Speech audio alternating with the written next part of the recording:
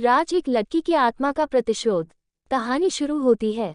एक गांव में निहारिका नाम की लड़की रहती थी। वो बहुत सुंदर, समझदार और अच्छी लड़की थी। वो पढ़ाई में भी अव्वल आती थी। स्कूल कॉलेज में हर जगह वो टॉप आती थी। उसके माता पिता ने मेहनत खेती करके उसको खूब पढ़ाया। फिर निहारिका जवान हो गई। गांव का एक लड़का देव उसको बहुत प्यार करता था। देव अक्सर उससे हाल चाल पूछा करता था। एक दिन वो बोली, देव, मैं पढ़ाई करने कनाडा जा रही हूँ। तुम्हें तो पता है देश के हाल, नौकरी कहीं मिल नहीं रही। वहाँ से मैं स्किल्स लेकर इंडिया वापस आ जाऊंगी। फिर गांव में एक अपना खुद का ब्यूटी इंस्टीट्यूट बनाऊंगी, जिससे कि गांव और शहरों की गरीब लड़कियों को अच्छी शिक्षा मिल सके, वो सेल्फ डिपेंड रह सके। फिर देव उसकी सोच सुनकर खुश हो जाता है। उसको बोलता है, तुम जाओ कनाडा, मैं तुम्हारा इंतजार करूंगा, तुमसे ही शादी करूंगा। तुम नहीं कोई और नहीं। देव और निहारिका की दोस्ती स्कूल टाइम से थी और कॉलेज में आते आते उनकी दोस्ती प्यार में बदल गई थी। कुछ साल बीत गए। निहारिका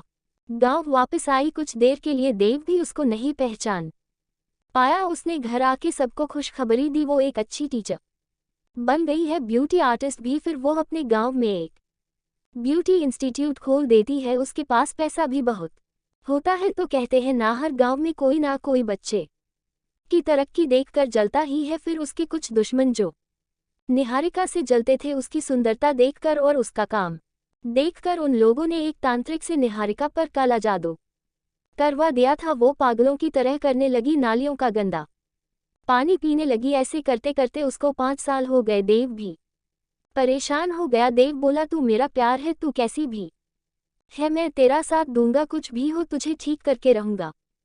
फिर देव बहुत कोशिश करता है, कई डॉक्टर लोगों को दिखाता है, सभी लोग काला जादू बोलते हैं, पर देव इन सब चीजों पर भरोसा नहीं रखता था। कुछ दिन बीत जाते हैं और कोई निहारिका पर मारण क्रिया करवा देता है और निहारिका की मौत हो जाती है। 24 साल की उम्र में देव भी अपसेट हो जाता है और कई बार देव को सपने में वो लोग दिखते हैं जो निहारिका को काला जादू करते हैं। फिर देव रात को गलियों में घूमता है उसको याद करके। फिर करीब रात के 1 बजे देव को एक आवाज सुनाई देती है, देव सुनो, मैं यहाँ हूँ तुम्हारे साथ, मैं मरी नहीं हूँ, मेरी रूह तुम्हारे साथ है। देव, प्यार नहीं कभी मरता, लोग मरते हैं। फिर देव उसको सारी बात बताता है, सपने में उसको क्या दिखता है। फिर निहारिका बोलती है, हाँ सही है, मेरी बुआ ने मुझे कपड़े दिए, 7 तरह की मिठाई दी, तब से मैं पागल होने लगी थी और फिर मेरी मौत हो गई। चाचा ने मरवा दिया क्योंकि माँ बाप के बाद सारी प्रॉपर्टी उनकी होनी थी। फिर निहारिका की आत्मा एक यक्षिणी का रूप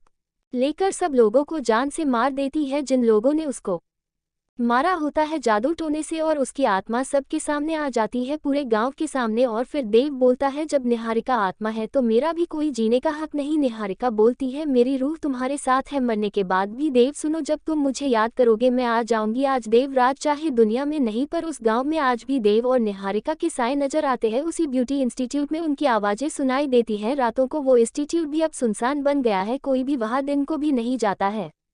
शिक्षा किसी की भी तरक्की को देखकर जलना नहीं चाहिए, चाहे किसी का भी बच्चा हो उसको सपोर्ट करना चाहिए, किसी के ऊपर काला जादू नहीं करना चाहिए। आप भी मेहनत करो, अपने बच्चों को मेहनत करने को कहो, नहीं तो उनका साथ दो जो वो करना चाहते हो। कहानी कैसी लगी? अगर अच्छी लगी हो तो चैनल को सब्सक्राइब और घंटी को दबाना मत भूले और हमें सपोर्ट करें और प्यारे प्यारे कमेंट भी करें।